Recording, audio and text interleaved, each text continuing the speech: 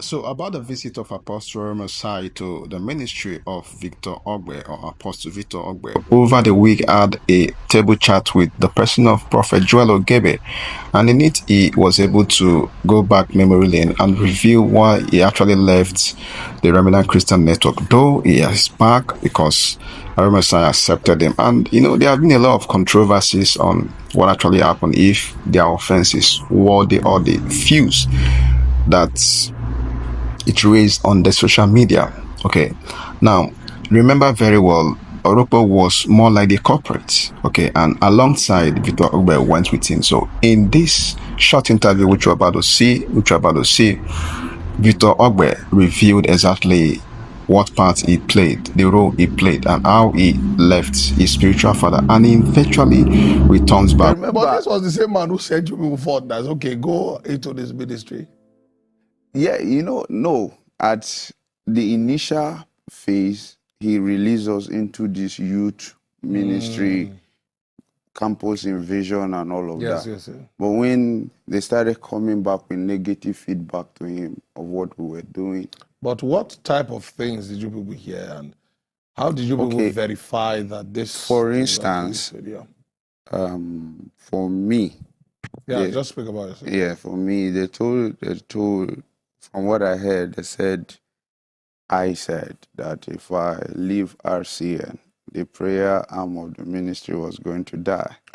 But you meant prayer then. Satan know the rest. Satan know the rest. I know myself. I'm not that foolish So you're not talkative. to make such utterance. But of course, I might maybe jokingly or say that you may not know. Exactly. Yeah. So I had to take the responsibility. As a wise son, that's I true. was in Casina when Apostle Michael called me and said Papa has released him, and he told him to tell me that I am also released. But I knew there was a problem.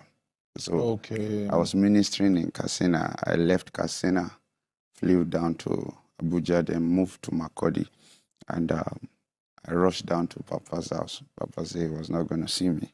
I went like 3-4 times.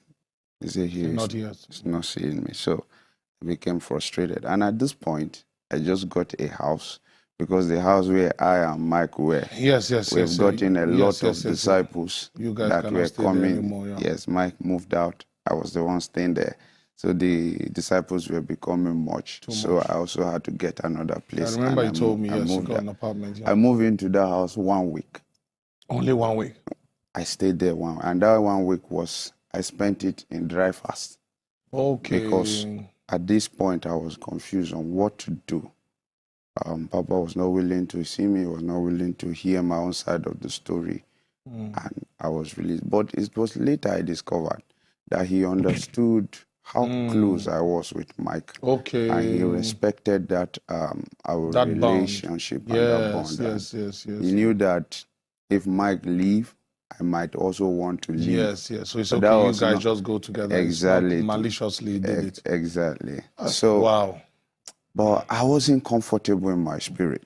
So I went into the closet and I spent like 7 days in dry fast, asking the Lord what to do. On the 4th day, the Lord showed me a vision. I saw a quick vision of myself praying at Glory Dome. So the Holy Spirit told me, go to Abuja and be praying there for now. That was how. I remember I called you. Yes, I remember, yeah. And I said, oh boy, it's like God said, make a day come Abuja. He said, oh boy, it wasn't an easy decision.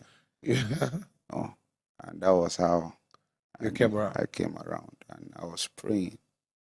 I obeyed what he said, but leaving Gwarimpa to Glory Dome wasn't easy. At all. I was driving there every day, and then the security structure there didn't make what I really wanted. That's true. So that made me even believe that maybe God wanted me to submit to the patriarch.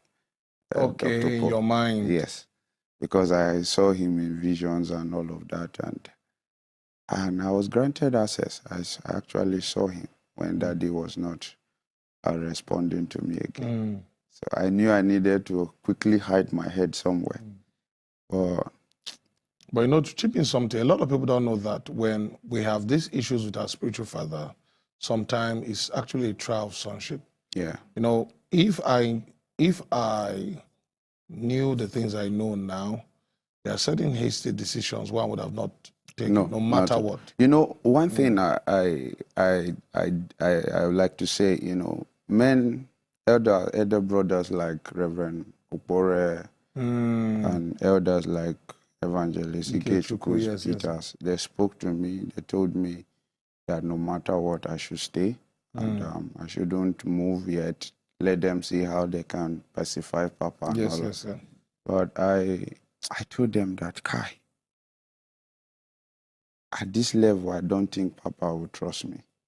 If I'm to continue to stay, I'll be paying a price too heavy for me to pay because I will now be forced to begin to do things to win his loyalty, to show him that I'm loyal. And that's not how we are taught to serve. Exactly. And then I will be forced to be living a pretentious life. It will be eye service. Eye service. So I observe it as in.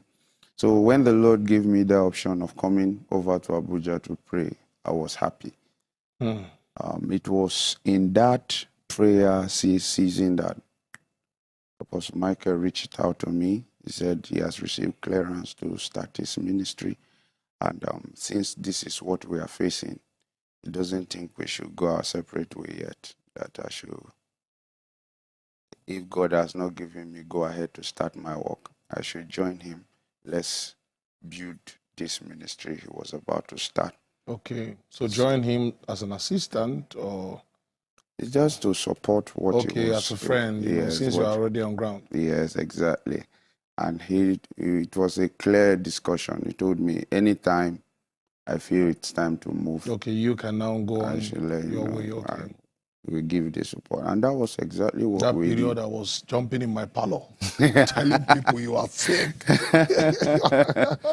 And when we started, the Lord showed us mercy, you know, amazing work God is doing with him now. But I saw the glory that was coming, the affluence, you know, in the place of prayer. I saw everything. It was so clear.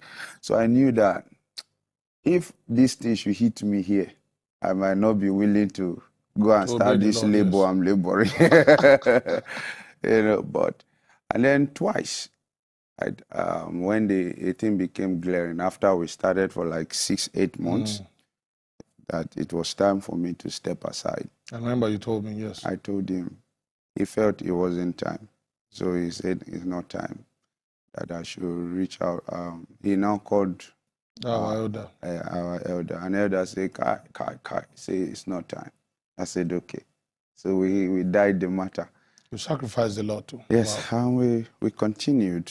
But after like a month or two, it became very obvious. So I had to tell him again, I said, bro, this thing, man, I still did get a more. He said, that means this time around, it must be the Lord that, if that's the case, it is good to jump in while the water is still being stirred. And that, no problem, the church was going to pray for me and bless me so that I would go ahead and do. Which they did. And that was how I left and started this work. But this time we're still operating, you know, we are not yet reconnected back to Papa. When I knew that it was time to leave, I knew that the Lord, every night, in fact, I told Mike, every night I will see Papa. Yeah, I remember you were troubling me that day. Every night I will see Papa. I will see myself lying down. I will see myself kneeling down. I see myself on the altar crying. For Papa. It was terrible. I said, who is praying this prayer on my head? Go back to your father. I said, boy, see what they happen. He said, Kai, it's like God is trying to heal my heart of bitterness. And you know, as an intercessor, you can't keep grudges. Anybody who is in the business of prayer, you can't keep grudges. You know, you can't keep so bitterness. That was not really it, yes. That was not I've never known you to be a bitter person. No. So I say that he should pray about it and let me know what he thinks. So it was later he wrote to me and told me that he thinks that since the Lord is steering me towards starting this work, I should reach out to Papa and let him know. Try to make peace and all of that. But at that time, I have already written to Papa based on what I was feeling. Okay. And that was when Papa say, this is your letter. 10 years. Our father. I said, Daddy, please. You know, I didn't even understand it then. I was like, okay, what exactly did I do that is unforgivable, you know? I never knew. That was when wisdom ministered to me. You don't write letters to fathers. You don't write letters to You go back. elders. That's true.